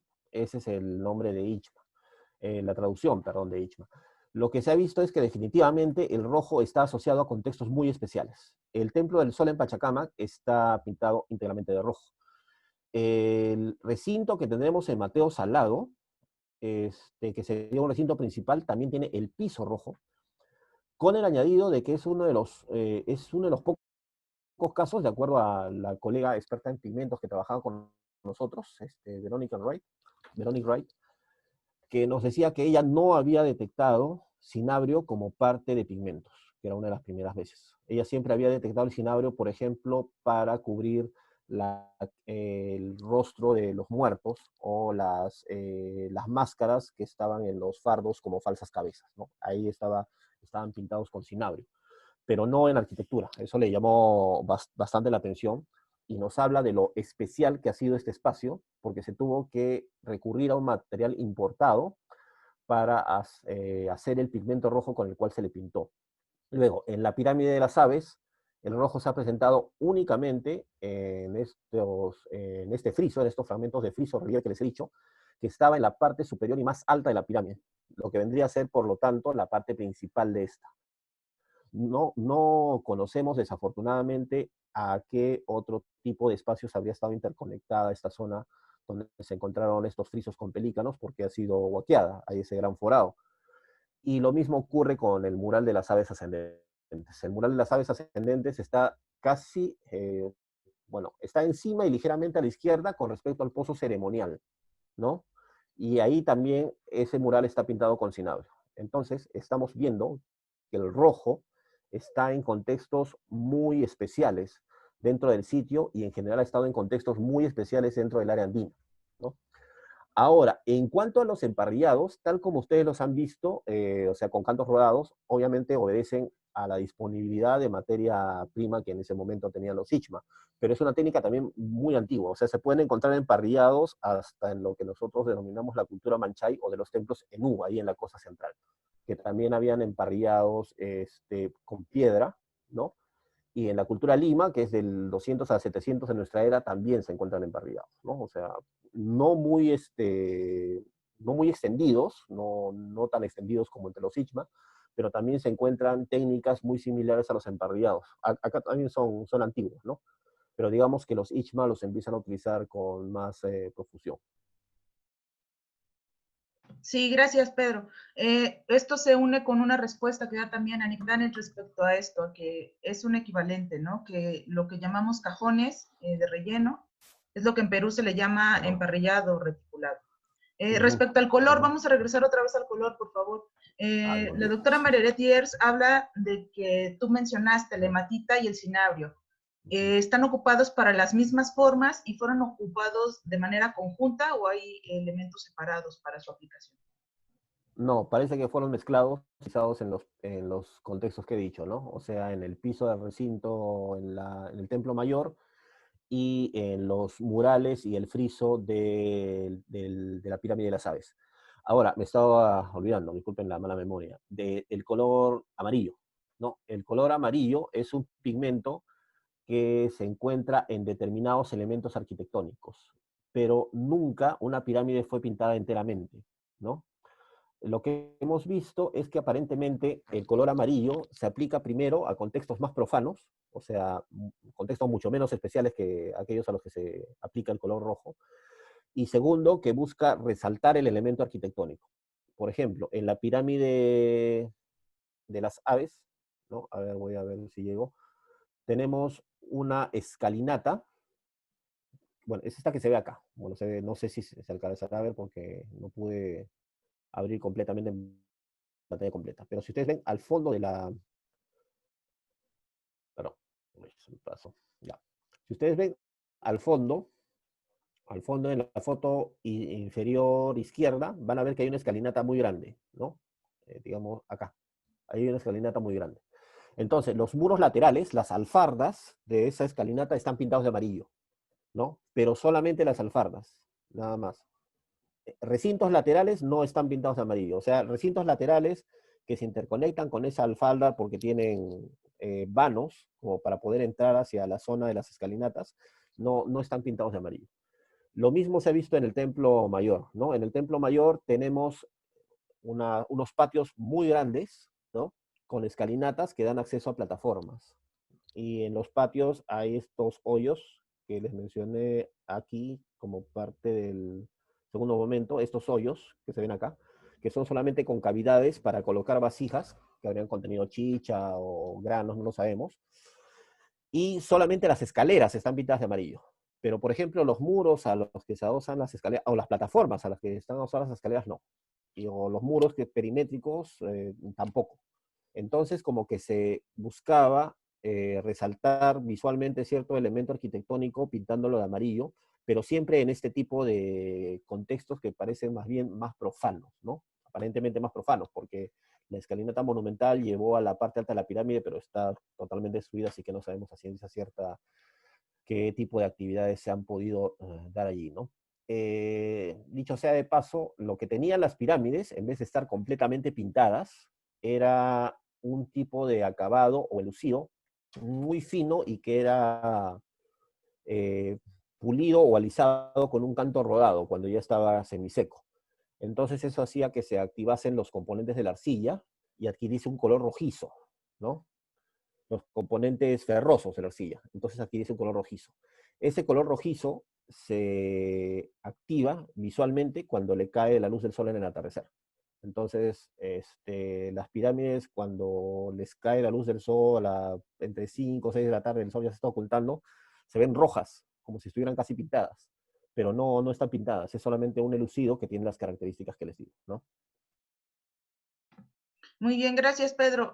Preguntan si es que puedes proporcionar, por favor, referencias publicadas sobre los emparrillados más tempranos. Sí, sobre partidos más tempranos. Busquen publicaciones de Burger, de Richard Burger en Cardal. El doctor Burger ha hecho distintas publicaciones y trata sobre, sobre templos Zenú. Entonces ahí hace algunas descripciones de la arquitectura. Los templos Zenú son bastante antiguos, estamos hablando de construcciones de entre 1200 a 700 antes de Cristo. Entonces ahí hace algunas descripciones, ¿no? Muchas gracias. Respecto a la construcción también, Daniel Flores pregunta, en el recinto con hoyos que tenían troncos, ¿hay evidencias de si tuvo alguna cubierta o techo? No, porque solamente hemos encontrado los tocones. Tanto así que nosotros inicialmente nuestra hipótesis de trabajo es que era un observatorio astronómico, como el que hubo en Huaca Tres Palos de Maranga, ¿no? Donde habían cubículos con un tronco al medio, ¿no? Esa era nuestra hipótesis inicial, que era un sistema astronómico. pero luego, conversando con otros colegas, nos han, perdón, no solo que fuese un observatorio astronómico, también teníamos, antes que me olvide, el ejemplo de Estaquería en Nazca, y también el ejemplo de Huacapuyana, donde habían recintos con varios troncos, ¿no? En esos casos, las interpretaciones que se han dado en el caso de Estaquería en Nazca, que sí son casos más antiguos que Mateo Salado, y en la Huacapuyana, que también es más antigua que Mateo Salado, es que eran representaciones de antepasados, ¿no? Pero digamos que nosotros, nuestra hipótesis inicial era que era un observatorio astronómico, ¿no? De acuerdo a las analogías que encontramos con Huaca Tres Palos de Maranga, que sí es una huaca contemporánea a Mateo Salado. Es una huaca también nichma. Pero conversando con distintos colegas, ellos nos hicieron notar que sí había áreas así de techadas y con ese sistema de parantes en Vilcashuamán, si ahora mal no recuerdo, ¿no? Entonces fue lo que nos hizo un poco dudar de la hipótesis. No encontramos tampoco en primera instancia el mismo número de troncos o la misma orientación que tenían en Huaca Tres Palos de Maranga. Entonces eso nos hizo desestimar esa hipótesis y más bien inclinarnos por la otra. Pero bueno, como Daniel conoce muchísimo más de todo lo que es arqueoastronomía, quizás él nos pudiera dar más luces al respecto y nosotros encantados de recibir otras sugerencias que a su vez nos podrían nos podrían reformular nuestras ideas, ¿no? Pero esa es, digamos, la historia de las interpretaciones que le dimos a ese espacio. Muchísimas gracias. Carmela, por favor, ¿podrías activar tu micrófono para tu intervención? Muchas gracias. Hola, felicitaciones por el trabajo. Qué bueno que se está trabajando ahorita en Lima, me da mucho gusto. Yo soy peruana también. Me da mucho gusto por el gran descuido que se ha tenido a los sitios arqueológicos en Lima y que Lima con el urbanismo ha devastado totalmente estos sitios arqueológicos tan importantes que tenemos allá, ¿no? Entonces, Gracias. felicitaciones por el trabajo que están realizando, que de verdad es muy, muy importante para revalorizar esta parte de la costa central de Perú. Mi intervención solamente sería en el caso de que si no hay evidencias que se hayan podido encontrar de intercambio con SICAN, puesto que SICAN para el intermedio tardío hay muchos elementos con la parte sur, digamos, de la costa, ¿no? Con Ixma, con Chancay, entonces no sé si tienes algo que decirnos al respecto. Sí. Como el tema es amplio, ustedes me van a disculpar, pero siempre se me pasan cosas. Además que ya tengo, creo, pese a que soy joven, ya tengo principio de Alzheimer, creo. Ya, el tema es el siguiente. Tanto documentariamente como a nivel de la cerámica, se ha visto fuertes influencias en los tiempos Ichma Inca de los Chimú, ¿ya? Y eso se correlaciona con lo que se encuentra en la documentación, por ejemplo, en la visita de... Hablando de que se me fue. Bueno, en fin, hubo una visita que realizaron los españoles a distintos asentamientos y caseríos de Lima en el año 1538 y hasta 1545, entre 1538 y 1545. Y allí se habla de que hay representantes de los Chimú dentro de las poblaciones Ichma. O sea, los que se iban a entrevistar con los visitadores españoles. Por ejemplo, cuando hicieron la visita de Maranga, que fue en el año 1546, si mal no recuerdo, como les dije, Maranga está a 2 kilómetros de Mateo Salado, ¿no? Y es un sitio Ichma. Fue una delegación donde estaba el curaca principal de Maranga, estaba el representante de los pescadores de Maranga, y estaba un tal Simalo, así se ha transcrito el nombre, que era el representante de los Chimú. O sea, le dicen moches, ¿no? No les decían Chimú a ellos, les decían moches. Y eso a su vez se correlaciona con lo que se sabía también por diversas fuentes de que los incas tenían mitimaes, ¿no? O sea, estas poblaciones que desplazaban ellos de un sitio a otro para evitar levantamientos, ¿no? O sea, a las poblaciones más díscolas formaban grupos que los llevaban fuera de sus lugares de origen y los hacían trabajar en otro territorio. Entonces se sabe que han habido mitimaes chimú en Lima y mitimaes chimú entre los Ichma, ¿no? Entonces por eso se explica que se encuentre cerámica negra típicamente chimú, etc. Ahora, sí, efectivamente, es muy probable que haya habido una influencia Sican, ¿no? Sican es un poco más antiguo que los Chimú, ¿no? Es de fines de los Wari y hasta un poco más. Sí es posible que haya habido una influencia Sican, sobre todo que se puede quizás ver no solo en la cerámica que se encuentra en Pachacama, que sí se ha encontrado cerámica con la influencia de Sican, sino también en este tipo de edificios que se llaman las pirámides con rampa, que son muy comunes en Pachacama. En Pachacama hay como 15, 16 pirámides con rampa. Y también hay pirámides con rampa dentro del territorio de Ichma, ¿no? Las pirámides con rampa recuerdan mucho a pirámides que se pueden hallar en Pacandamú, ¿no? Que es un sitio sican típico, por decirlo así, ¿no? Entonces, parece que por ahí ha ido la influencia sican, pero ha sido temprana, o sea, ha sido entre el Ichma temprano y el Ichma medio. Parece que no ha ido más allá. Pero ya hacia el Ichma tardío A o fines del Ichma medio, perdón, hacia el Ichma tardío B, o sea, hacia ya con la presencia inca fuerte, ya la presencia chimú se hace muy tangible, tanto en la cerámica y pues, lo que les decía, ¿no? También lo que mencionan las fuentes documentarias, ¿no? En lo que sí yo tengo ciertos desacuerdos con algunos colegas es que a mi modo de ver la influencia chimú pudo haber sido incluso anterior a la llegada de los incas, ¿no? Porque casi todos dentro del área andina están de acuerdo en que los chimú a lo mucho llegaron hasta Paramonga, que es un valle que está bastante al norte, o sea, bastante al norte de Lima, está como a 3 horas, 4 horas de Lima. No, no pasaron de Paramonga, y inclusive no pasaron ni siquiera de Casma, que ya es un valle que está como a 6 horas al norte de Lima. Pero yo veo en la arquitectura, sobre todo de Maranga, audiencias muy parecidas a las que se encuentran en Chanchán, con banquetas perimetrales, con nichos grandes, muy, muy parecidas. Entonces es posible que algunos contenidos simbólicos, que si bien no son claros en la cerámica, pero sí en la arquitectura, hayan podido llegar del área chimú antes que llegasen los incas, ¿no? Pero lo que sí es, lo que sí es definitivo es que no creo que sí que haya habido una presencia chimú efectiva. O sea, que en otras palabras, que los chimú hayan llegado y hayan conquistado o de alguna manera incorporado a los ichma, ¿no? Pero sí pudieron haber habido intercambios simbólicos, por decirlo así, ¿no? Que son los más difíciles de detectar arqueológicamente, salvo, como les digo, en estos rasgos que hay en la arquitectura de Maranga. Sí, gracias. Carlos Armando, por favor, tu micrófono. Sí, buenas tardes, Pedro. Te hablo desde Cali, Colombia. Cuánto gusto. ¿Cómo estás? Muchas gracias por tu intervención, muy interesante. Quería hacer dos comentarios.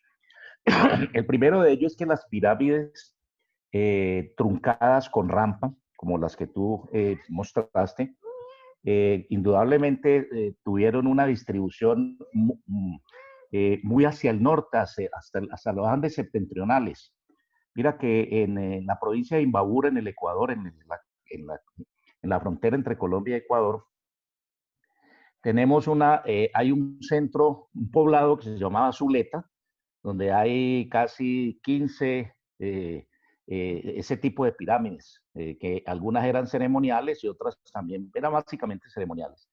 Pero lo más interesante es que esa tradición, digamos, cultural de construcción de pirámides en adobe, que es muy andina, llega hasta el sur de Colombia. Tenemos aquí un departamento que se llama el Departamento del Cauca, cuya capital es Popayán, y ahí se han encontrado en Popayán, hay una pirámide que se llama el Morro de Tulcán, que fue excavada en 1952 por el doctor Cubillos, un arqueólogo nuestro, y es ese mismo tipo de construcción.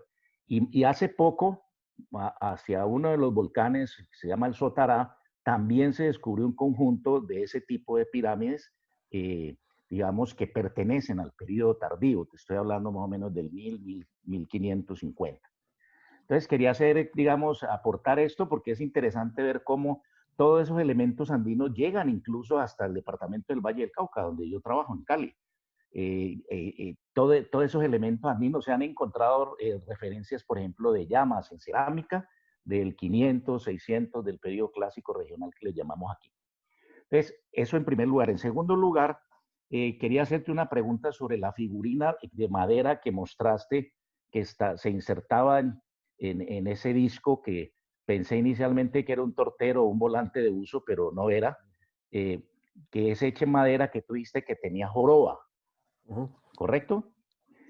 Nosotros hemos venido trabajando hace mucho rato, ya hace más de 10 años, con médicos.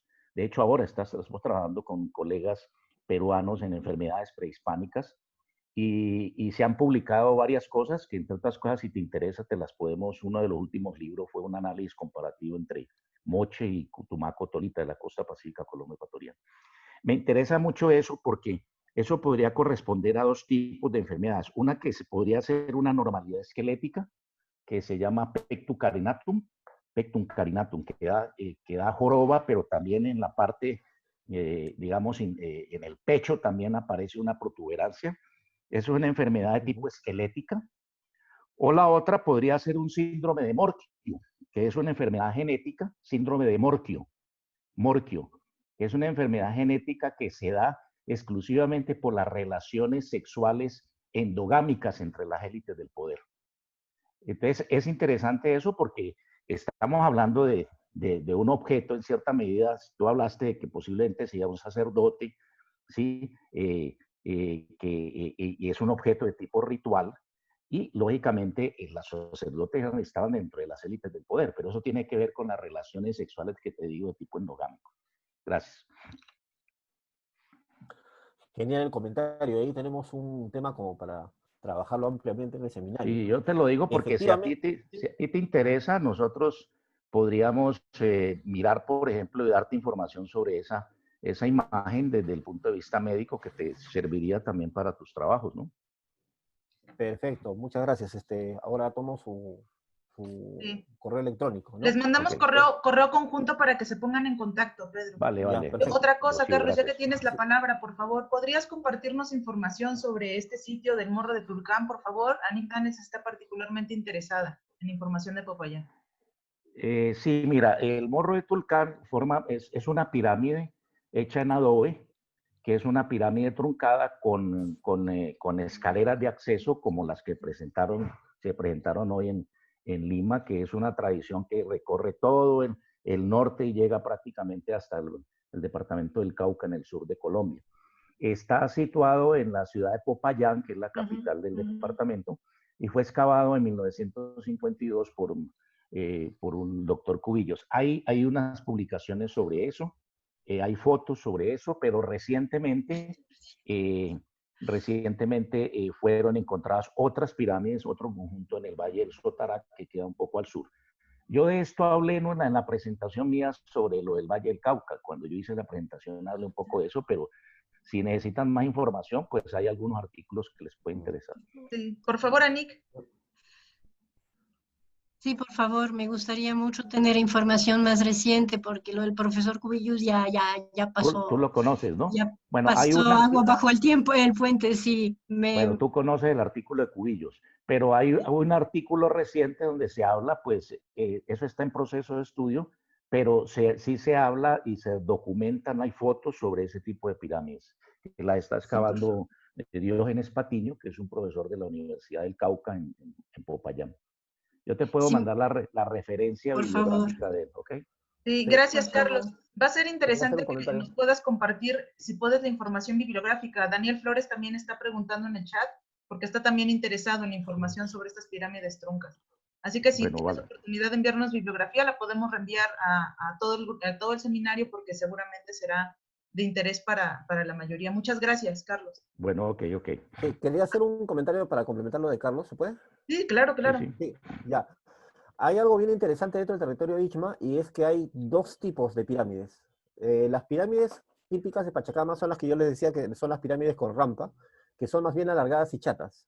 Las pirámides de Mateo Salado, en cambio, son cuadrangulares, macizas y grandes, que esas son pirámides típicas de la parte del Rímac, ¿no? Los Ichma tienen como dos tipos arquitectónicos bien diferenciados.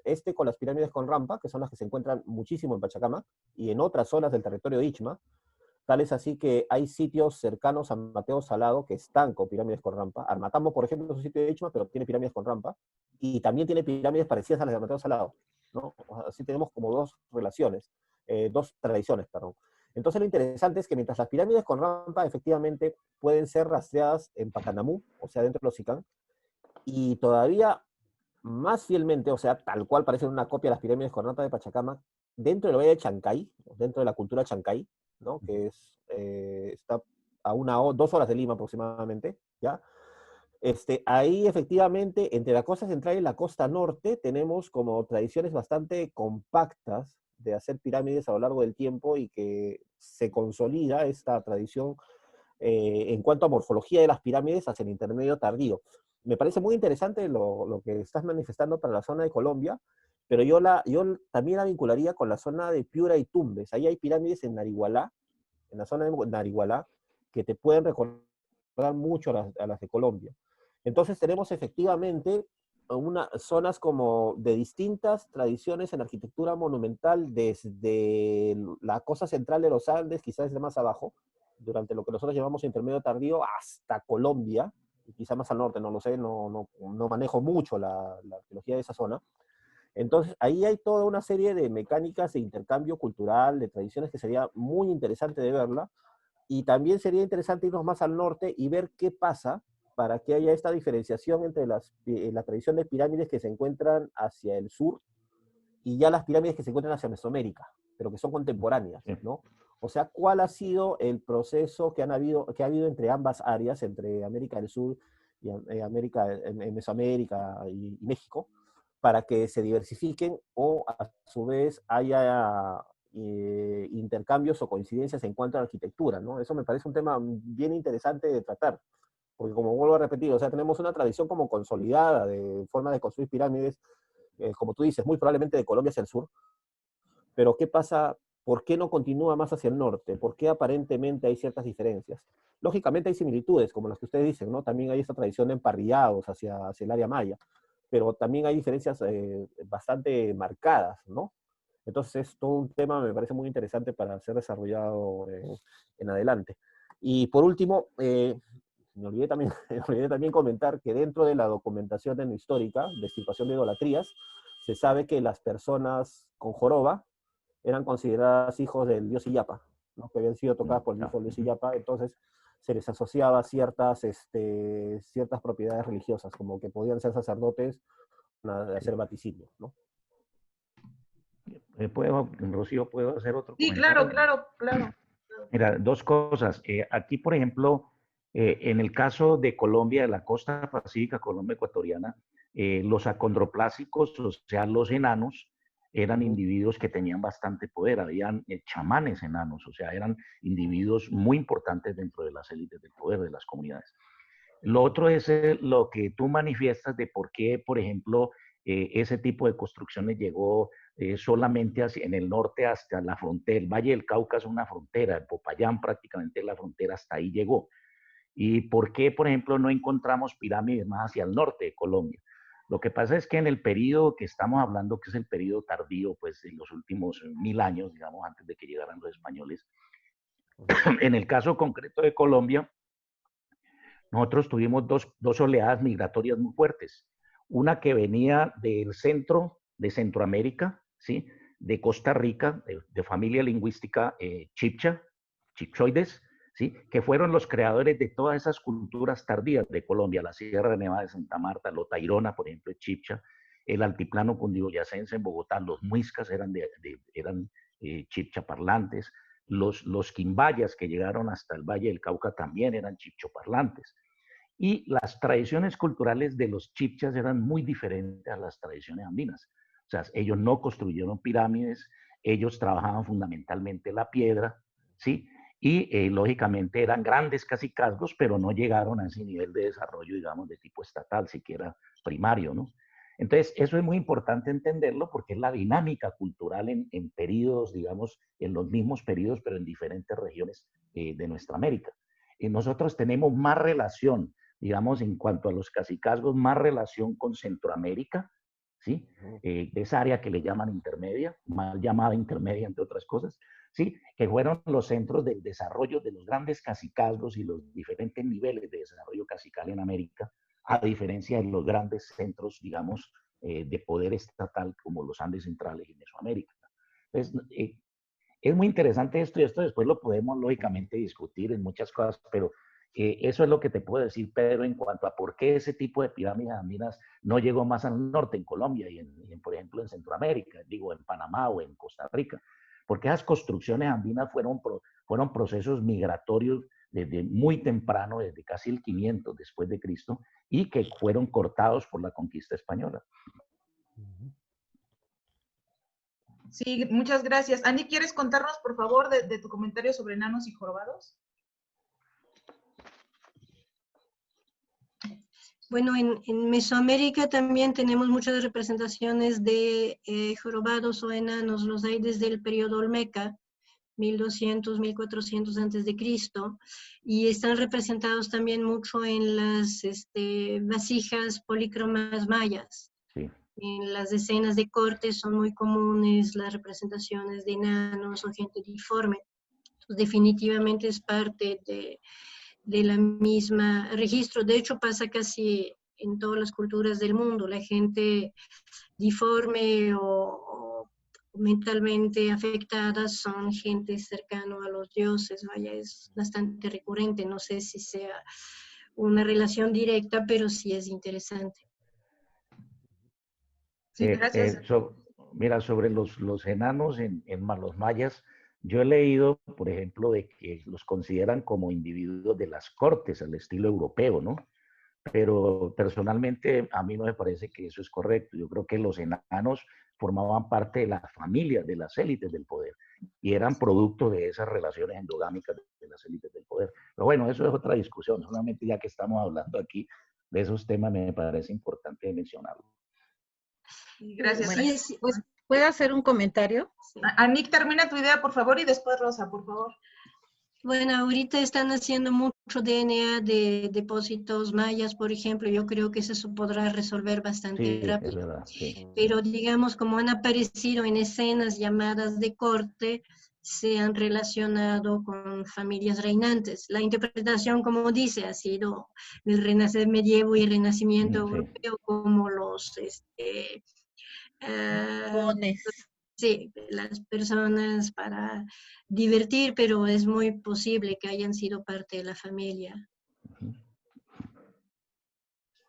Bueno, para seguir un poquito nada más con esta cuestión de los enanos y las enfermedades, en México debe haber más estudios, pero hay un libro del doctor Faslich donde se ocupa de la identificación de presentaciones escultóricas, tanto del occidente como de otras culturas.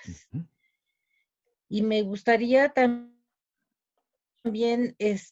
bueno, comentar con ustedes por qué se hacen pirámides con rampas. ¿Hay solo pirámides con rampas para acceder o hay combinación de rampas y escaleras?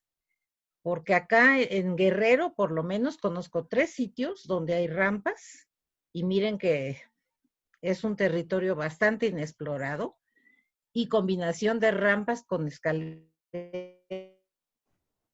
para acceder. Rosa María, has dado en la llama del gusto. Hola, hola Pedro. Hola, ¿cómo estás? Hemos encontrado efectivamente rampas que acaban en gradas o gradas que acaban en rampas. No en los frontis principales. No, sí, miento. En un frontis temprano, en uno de los frontis más antiguos de la pirámide de las aves, hay una rampa que acaba en gradas, ¿no? Y parece que también hay una en Maranga, la están excavando, todavía no publican los resultados, pero parece que tenía una gran rampa frontal que acababa en gradas. Y parece que nosotros también tenemos eso en el Templo Mayor, pero como nos falta excavar bien el frontis principal del Templo Mayor, que además está muy destruido por ladrilleros, lo destruyeron los ladrilleros en principio del siglo XX, no lo sabemos a ciencia cierta, pero se insinúa una rampa que acaba en gradas, también en el Templo Mayor, ¿no? Y en un recinto que está en la parte más alta del Templo Mayor, tú subes una rampa y de ahí te encuentras 3 gradas, subes las 3 gradas y entras al recinto. Sí, eso hemos encontrado en Mateo Salado. Sí. Bueno, acá te digo, por lo menos hay 3 sitios, nada más que no son de, digamos, de tierra, sino son de piedra. Entonces están súper bien conservadas, pero esa combinación, ¿por qué combinan las rampas con las escaleras? ¿No? Sí. Y además, ¿para qué se hacían las rampas? ¿Para arrastrar algunas cosas y fuera más sencillo que subirlo por las escaleras? ¿O cuál es la función de tener pirámides con rampas? Claro, muy conjeturalmente es más fácil el desplazamiento, el tránsito por una rampa que por una escalera. De Claro. repente, al acabar algo en gradas, te permitía que los que una vez llegaran a la grada los podías controlar mejor Ujú. visualmente, podían parar la marcha, entonces tú los controlabas mejor su tránsito y proceso. Esa podría ser una de las explicaciones, ¿no? Bueno, y otra cosa es que estos 3 sitios, por lo menos que yo conozco, este, se podrían situar en el clásico, es decir, entre 700, 900 después de Cristo, y corresponden precisamente a un especial, porque no son grandes. Bueno, sí son sitios importantes, grandes, pero no digamos como metrópolis como Teotihuacán o lo que fue Tenochtitlan, ¿no? Pero sí son sitios muy grandes. Entonces, pues ahí se los paso y tenemos que, en algún momento, podría yo presentárselos para que ustedes los conozcan, por lo menos visualmente, ¿no? Por favor, sería muy Así es. amable de tu Muchas parte. gracias. Además, pues están justo preguntando en el chat si podrías compartir las referencias bibliográficas, pero creo que será mucho más ilustrativo también que compartas en el seminario. Muchas gracias, Rosa. Sería Sí, muy gracias. gracias a ti. Gracias. A Nick, por favor, tienes un comentario. Sí, adelante. De las rampas, es una idea preconcebida que hay muy pocas rampas en Mesoamérica, aunque sí las hay. Y de hecho parecen ser más comunes de lo que uno piensa. La pirámide de la Blanca, la Olmeca de 900 a 600 antes de Cristo aparentemente tuvo rampa, no escalera. Izapa tiene edificios con rampa y tiene edificios con escalinata. Cuicuilco parece haber sido una rampa. Entonces, hay rampas muy tempranas, preclásicas, antes de nuestra era en Mesoamérica, tanto en el altiplano como en tierras bajas. Entonces, es cuestión de empezar a rascarle, porque generalmente Mesoamérica piensa escalinata, entonces luego ni reconocen ni perciben que hay rampas. Pero Izapa es muy claro, y Cuicuilco, dependiendo un poquito de cómo es la excavación de Cummings, parece haber sido rampa también. Sí, habría que armar una sesión sobre arquitectura, Nick. Vamos a hacer una sesión justo para discutir esto de la arquitectura que ahorita está dando muchísimo, ¿no? Para interactuar. Muchísimas gracias. ¿Alguien más tiene alguna intervención o algún comentario? Ya no hay algo en concreto o si se animan a otra cosa. Yo antes de que te vayas, Pedro, te quiero hacer una pregunta respecto al yoke. Hablaste de la presencia de yoke. Esto podría ser un índice de interacciones con las zonas altas. ¿Hay estudios dedicados al estudio de manera en concreto de la interacción entre la serranía y la costa? Sí, hay un estudio específicamente sobre yoke. Han encontrado yoke en contextos chimú, en las huacas del Sol y la Luna. La huaca del Sol y la Luna, aparte de la ocupación mochica, luego tiene otras ocupaciones y tiene contextos chimú. Entonces hay un estudio muy completo, uno de los poquísimos estudios sobre yoke prehispánico, en contextos chimú de la zona de Chanchan, ¿no? Yo he puesto solo referencialmente alguna distancia probable, pero hay mucho que investigar en cuanto a las rutas por las cuales determinados productos exóticos han llegado a la zona, ¿no? Yo creo que es probable que el yoke haya llegado vía costa norte, no necesariamente desde la sierra, directamente de la sierra a la costa, en una línea transversal, en una línea costa, sino primero a la costa norte y luego a la costa central. Pero ese es un trabajo por hacer. No conocemos cuál ha sido la ruta de la Nectandra, ¿no? Que viene de la selva alta, de la vertiente occidental de la selva, por decirlo así. Y tampoco se sabe muy bien cuál ha sido probablemente una ruta del Yoque. Se sabe muy poco del Yoque, ¿no? Entonces, yo solamente he dado algunas distancias referenciales, pero las distancias podrían haber sido mucho mayores y va a depender de cómo determinar arqueológicamente cuál ha sido la ruta por la cual han llegado a los sitios arqueológicos, ¿no?, de la costa central. Muy bien, muchísimas gracias. ¿Alguien más preparó alguna pregunta? Pedro, muchísimas gracias. Bueno, Rosa, por favor, sí. Bueno, me van a matar, ¿eh? Pero son, ¿cómo conservan ese sitio que nos acabas de presentar en época de lluvias? Pedro, ¿cómo conservas ese sitio con sus murales y esos pisos maravillosos de tierra? ¿Cómo los conservas? ¿Tapas todo el sitio? No, la zona con el piso rojo está tapada. No, o sea, pero por ejemplo, donde está el altar. Sí, eso iba. O sea, todas esas áreas que se ve que solamente son de tierra, de adobe. Sí, a ver, por zonas. La zona donde está el piso rojo está cubierta, o sea, se le puso arena limpia, ¿no?, lavada, y se volvió a cubrir, ¿no? O sea, está intocada. La zona donde está el mural de las aves ascendentes tiene un cubículo. Techo. Un techo, y tiene un cubículo de adobe para permitir que no se creen microclimas. O sea, tiene que haber cierta respiración, sobre todo porque Lima tiene una humedad altísima, ¿no? Tiene una humedad altísima. Entonces, si uno pone coberturas cerradas, crea un microclima y se termina todo de ir al tacho. Todas las zonas con pinturas. De amolar. Así es. Todas las zonas con pintura, las que están en el podio y todo lo demás, tienen algún tipo de cobertura.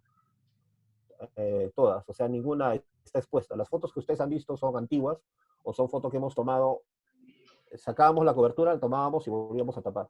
Si ustedes van a Mateo Salón en este momento, no podrían ver el mural, por ejemplo, las aves ascendentes, porque está cubierto, ¿no? También, eso sería otra ponencia, tenemos muchos grafitis, o sea, sobre los muros todavía húmedos han hecho dibujos, ¿no? Y esas zonas también están cubiertas. La zona del domo de emparrillado sería para toda una ponencia, porque es una zona increíble, porque aparte del mural, el pozo tiene una zona con un grafiti muy extraño, muy complejo, y el grafiti también tiene un cubículo y está tapada, ¿no? Entonces, en la medida de lo posible y lo imposible, dadas las limitaciones presupuestales, todas las zonas con pintura están cubiertas, ¿no? Sí están protegidas. Bueno, aquí está una gran especialista que es Anik. Sí, en arquitectura de tierra, pero te preguntaba esto porque me ha tocado ver un sitio en la costa de Guerrero, en Soledad de Maciel, que ha costado un dineral para intervenirlo, y cuando llegó el último huracán fuerte, bueno, te daban ganas de llorar de ver cómo quedó el sitio. O sea, ninguna cobertura, ningún material que puedas poner en la superficie de la sirve para nada. Entonces, la única idea sería el volverlo a enterrar o algún tipo de cosa, ¿no? Porque eso de hacerles drenes y, en fin, como que no resulta. Es un trabajo de exploración, pero sobre todo de carísimo. Y yo no sé, aquí mi querida Anik, ¿cómo se pone a excavar cosas de tierra? A ver, dinos. Bueno, excavarlos no es el problema, es decir, podemos conservarlas. Lo que pasa, en Perú tienen un clima maravilloso para la arquitectura de tierra. Normalmente no llueve. Tienen una humedad constante, tienen una temperatura casi constante, es como estar en un capelo en un museo, es una maravilla. Entonces, ellos se pueden permitir utilizar, por ejemplo, productos en la zona de Moche, que son acrílicos y polímeros, y les funciona, porque es muy constante la humedad y la temperatura. Si tratamos de usar eso aquí, con los cambios de humedad y temperatura, se descascaran inmediatamente. Entonces, puedo entender, vaya, yo me acuerdo, Ricardo Morales, que él se preocupaba cuando había un niño, pero el niño les toca cada cuánto, cada 10 años, y se preocupaba cuando caía una vez en un niño 100 milímetros de agua. Le digo, bueno, esos 100 milímetros me cae como 4 o 5 veces en cada temporada de lluvias en Veracruz. Entonces, todos los años. Y entonces, Perú es otra cosa. Y entonces me imagino, bueno, en Veracruz usamos capa de sacrificio con 5% de emulsión asfáltica y aguantó muy bien, aguantó 2 huracanes y en principio era bastante viable y bastante barato. Pero al INA como que no le gustó y me pidieron después de básicamente 15 años de volver a tapar el edificio, cosa que hice. Pero sí hay posibilidades, pero cada sitio es distinto, hay que valorar la calidad de la tierra, hay que valorar el medio ambiente, hay que valorar la salinidad, la acidez, la contaminación. Pero en principio es posible encontrar soluciones para dejar visible la arquitectura, no es fácil. Claro. Dicho sea de paso, nosotros también algunas cosas las hemos aprendido a la mala, porque efectivamente no hay lluvias en Lima, ¿no? Pero a veces sí se dan lluvias. Obviamente no se comparan para nada con las de México, ¿no? Entonces hay veces que sí hemos tenido que colocar drenes, porque hemos tenido un par de percances, ¿no? Y sí hemos tenido que colocar drenes, pero en zonas donde al haber colocado, por ejemplo, escaleras para los visitantes, las escaleras propiciaban que haya escorrentías. Entonces por eso tuvimos que poner drenes, ¿no? Sí. Y también en el mural de las aves ascendentes, eso al principio lo consolidó la conservadora que trabajaba con nosotros en ese entonces con Paraloid, P52, ¿no? Pero lo que notamos un tiempo después, y nos preocupó bastante, fue que el Paraloid se ennegreció, se volvió oscuro. Entonces nos preocupaba por la integridad del mural, ¿no? Sobre todo porque tiene esa pintura roja que le decimos. Entonces el nuevo conservador con el que ya trabajamos bastante tiempo, él empezó a examinar esta capa que se había creado sobre el Paraloid. En una parte la levantó ligeramente y debajo estaba todita la pintura enterita. Así que no retiramos el Paraloid, lo hemos dejado ahí tal cual, y además tiene la cobertura que les he dicho, ¿no? Esta cobertura de adobe con techado, ¿no? Que funciona bien. Sí. Gracias, Luis Alberto Martos, por favor, un comentario también respecto a la bueno, primero al maestro Pedro Espinosa, nada más quería agradecerle espléndido trabajo y espléndida conferencia, muy buen trabajo y muy interesante el sitio, ¿no? Y sobre esto, quería comentarles, bueno, yo en 1998 llegué por primera vez en Argentina, invitado allá precisamente a trabajar una callanca inca en Potrero Payugasta. El muro hastial, que es el único de esa altura, cerca de 7,5 metros de altura, se estaba cayendo y estaba muy inclinado además. Y bueno, la base de esta estructura es de tapial y luego es una combinación de la arquitectura de bloques de cantos rodados y bloques de piedra y todo unido con barro batido.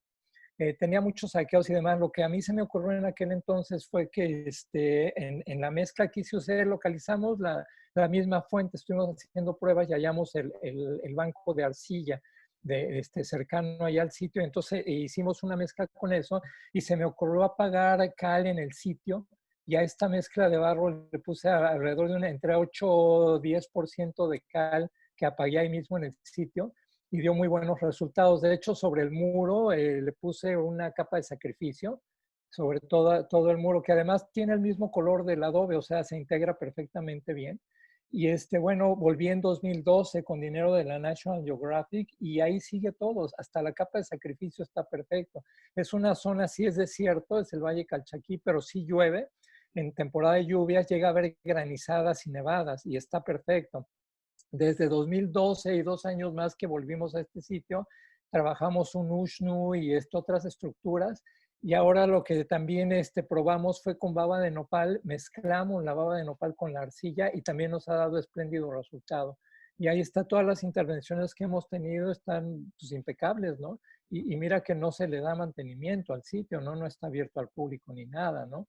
Y entra mucho ganado, sobre todo cabras, ¿no? Pero aún así, bueno, estas intervenciones, lo de la cal dio muy buen resultado. Ahora, hace un par de años hubo yo supe que ahí en Sudamérica, no recuerdo en qué país, hubo una reunión de arquitectura y vieron arquitectura de tierra y están precisamente improvisando esto de la cal. Bueno, desde el 98 nosotros lo hicimos en Argentina, entonces como que habría que ver, Anik tiene razón también de que cada sitio es distinto y tiene su propia problemática, pero bueno, en este caso nos ha dado muy buen resultado, ¿no? Tanto la baba de nopal como la cal viva, ¿no? Bueno, ahí la pagamos y la mezclamos con la arcilla. De hecho, también sobre los pisos he puesto esta capa mezclada con cal de arcilla y queda muy bien. Incluso a las comunidades locales, hay un pueblito ahí de 10 casas y todo, y le comentaba yo a una señora porque pues, ponen sus pisos de lodo y se les va, ¿no? Cada vez que barren ahí se va. Entonces me dijo que cómo le hacía y le dije que hiciera esto esta señora y lo hicieron y ahí están felices porque sí te da dureza en el piso, o sea, no se va pues, ¿no? Entonces es de irle probando, ¿no? Pero era nada más el comentario y otra vez felicidades, gran trabajo. Gracias. Gracias. Justamente, como decía Nick, para darles una idea de lo diferente que puede ser dos sitios cercanos, yo he trabajado en Maranga y después he trabajado en Mateo Salado, ¿no? Yo he trabajado en Maranga desde el año 99 hasta el 2006 y luego ya fui a Mateo Salado. En Maranga trabajábamos con cal apagada para hacer la conservación, las capas de protección, aunque ahora no es lo usual en arquitectura de tierra. Y casi en la misma época que nosotros trabajábamos con cal apagada en Maranga, que como está más cerca al mar, tiene una alta salinidad, pues la salinidad allí es bárbara, funcionaba bien, pero en Mateo Salado aplicaron lo mismo, otros conservadores mucho antes que nosotros trabajáramos ahí, ¿no? O sea, hicieron capas con cal apagada, ¿no? Para proteger las cabeceras de los muros. Pero en Mateo Salado no funcionó. Cuando nosotros fuimos a Mateo Salado, esas capas habían absorbido todito el smog, o sea, era una capa negra que estaba sobre los muros descascarándose. Entonces lo que nosotros tuvimos que hacer fue más bien retirar esas capas con cal y colocar lo que nosotros usualmente ya hacemos a nivel de muros, a nivel de pisos, que son capas de tierra ligeramente apisonada, y funciona súper bien, ¿no? Pero para que ustedes vean, dos sitios sumamente cercanos, la misma receta, por decirlo así, no funciona en uno y en uno sí, ¿no? Muchísimas gracias, Pedro. Gracias a todos por su asistencia. Ha sido una sesión bien rica. Así que si están de acuerdo, para diciembre podríamos tener una sesión dedicada a arquitectura y ver todos estos procesos de posibles contactos o de interacciones tecnológicas, ¿no? Entonces vamos a irlo preparando para diciembre. Muchísimas gracias. Antes de despedir a Pedro, si quisiera nada más retomar una parte de su trabajo que queda un poco tangente a la cuestión arqueológica, que es toda la integración que él hace, como vieron en las fotografías. Mateo Salado está en medio de la ciudad de Lima, como muchos sitios en México, y Pedro ha hecho un trabajo de incorporación de las comunidades a través de la creación de festivales, de talleres para atraer a las comunidades, porque cuando estuvimos ahí él nos platicaba de cómo se habían metido vandalismos, gente que vivía ahí todavía adentro del